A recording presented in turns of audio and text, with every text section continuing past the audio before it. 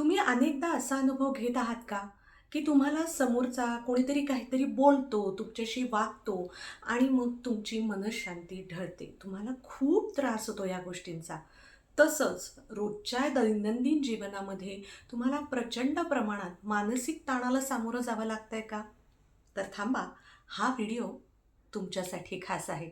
हाय मैत्रिणींनो, मी शर्वरी तुमच्या सगळ्यांचं नवीन एका व्हिडिओमध्ये खूप मनापासून स्वागत करते.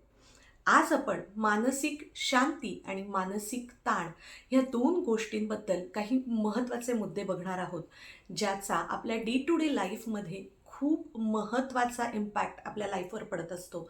आपल्या आयुष्यातल्या अनेक ह्या छोट्या छोट्या गोष्टींचा आपल्या संपूर्ण आयुष्यावरती, आपल्या अनेक निर्णयांवरती परिणाम होत असतो. तर चला, फार वेळ न दवडता आपण व्हिडिओला सुरुवात करूयात.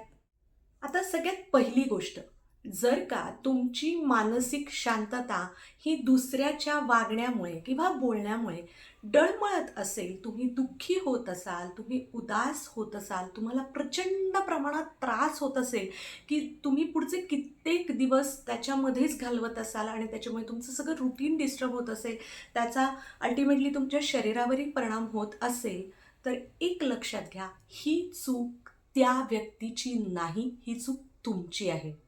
हो, अगदी बरोबर ऐकलंय तुम्ही. ही चूक तुमची आहे.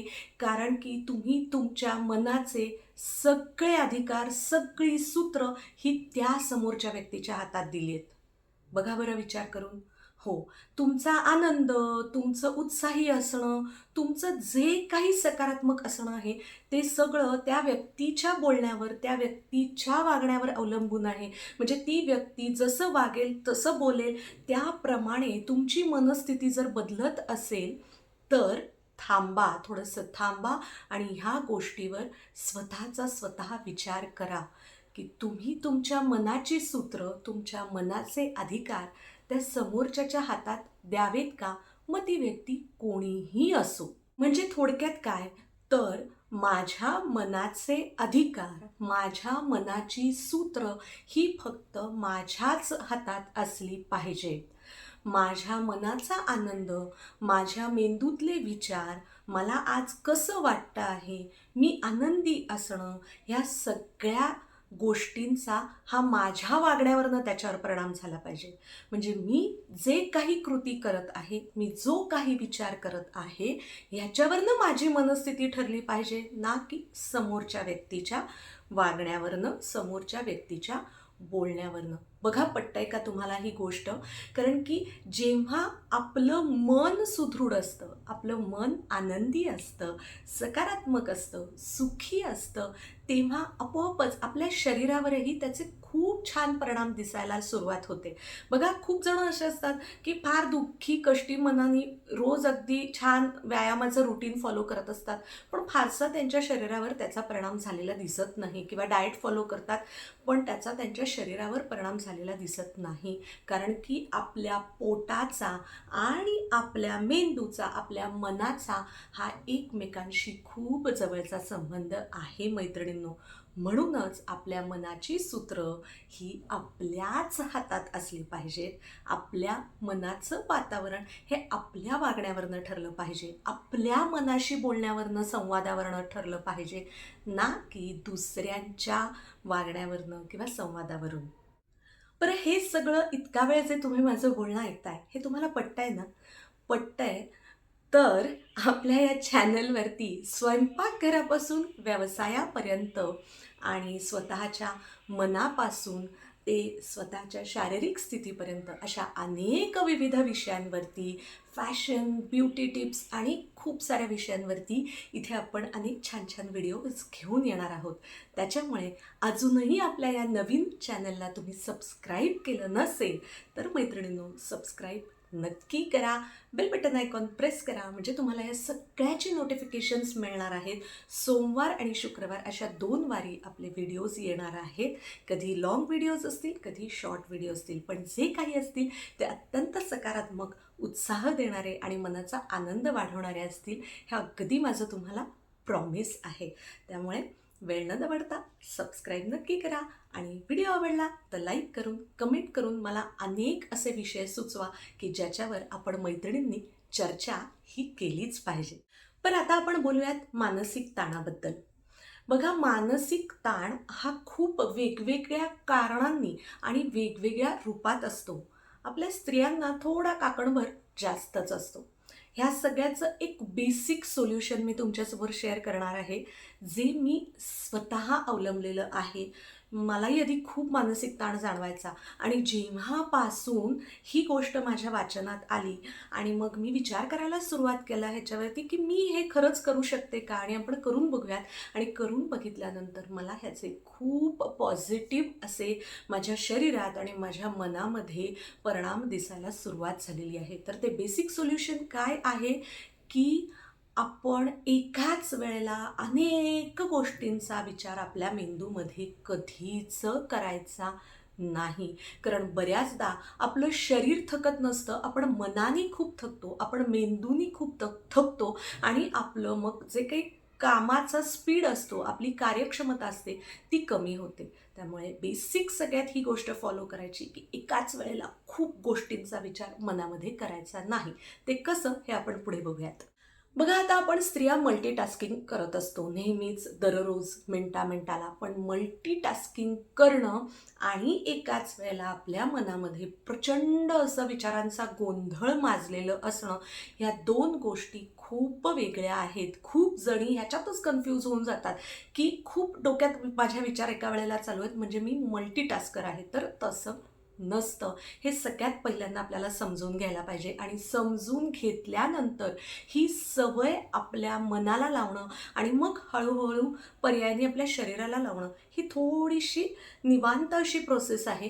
पण ती केल्यानंतर मात्र आपली कार्यक्षमता खूप वाढते, आपला स्पीड कामाचा खूप छान पद्धतीने वाढतो आणि खूप प्रॉडक्टिव्ह आपण होतो, खूप क्रिएटिव्ह होतो. आणि त्याचबरोबर एवढं सगळं करूनसुद्धा आपण फार थकत नाही, आपण मनाने शांत असतो आणि ह्या सगळ्याचाच आपोआप आपल्या आत्मविश्वासावर, आपल्या कॉन्फिडन्सवर खूप छान परिणाम होत असतो. म्हणजे काय, आता एक उदाहरण देऊन सांगते. तर एखादा विचार तुमच्या मनात चालू आहे, तर त्याच वेळेला फक्त आणि फक्त त्याच गोष्टीचा विचार करा. म्हणजे स्वयंपाकघरात आहात तर त्याच्याशीच रिलेटेड गोष्टींचा विचार करा. नुसता करायचं नाहीये, तर त्याच्या एका निर्णयापर्यंत, एका सोल्युशनपर्यंत, एका डिसिजनपर्यंत आपल्याला त्याच वेळेला त्या प्रोसेसमध्ये पोचायचं आहे. आणि हे जेव्हा आपण करतो तेव्हा आपोआपच तुमच्या लक्षात येईल की आपला ताण हलका झालेला असतो.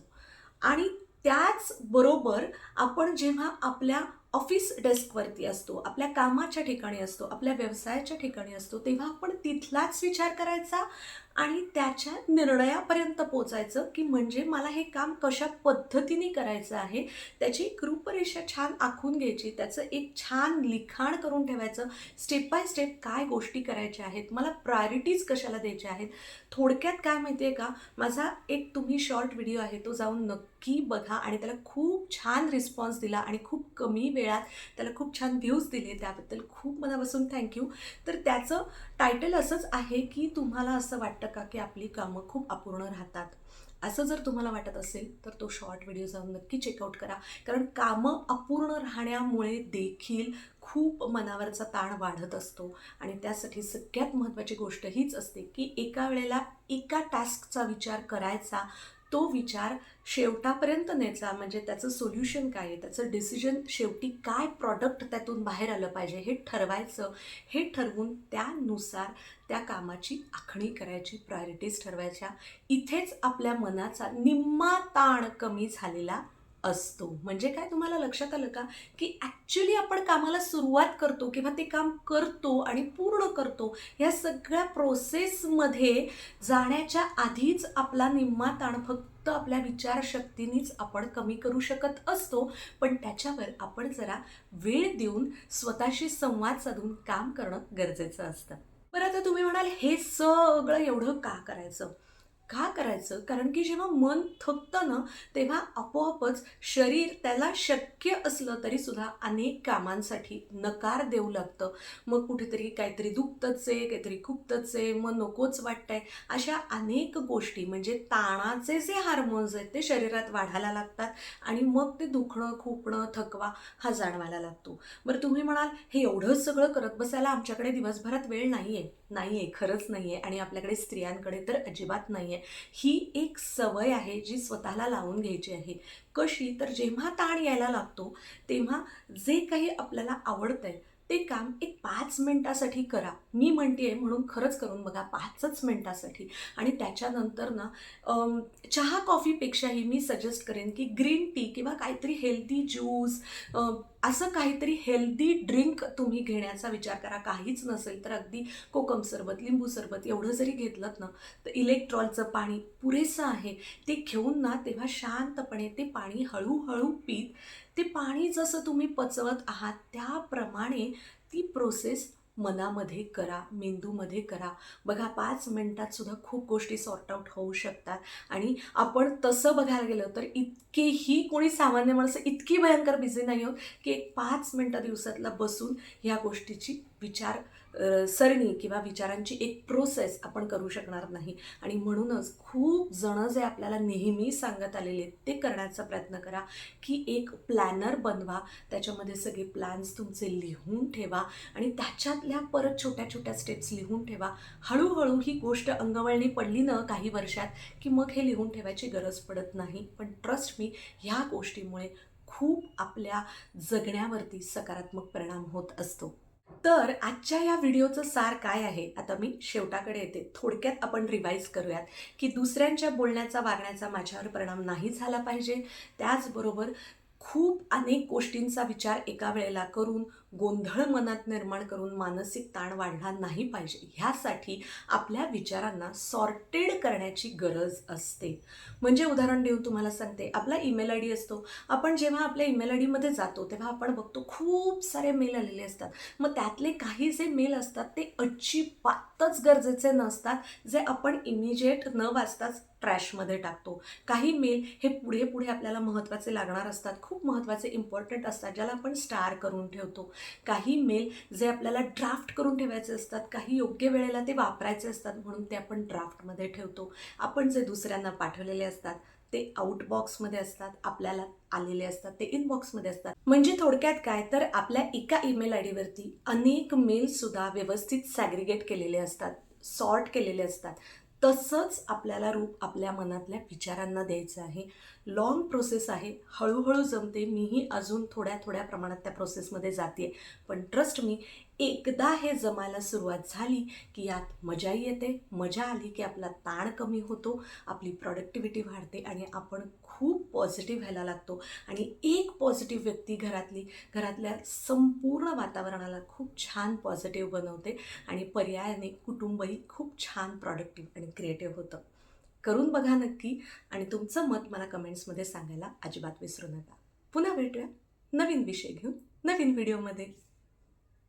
धन्यवाद.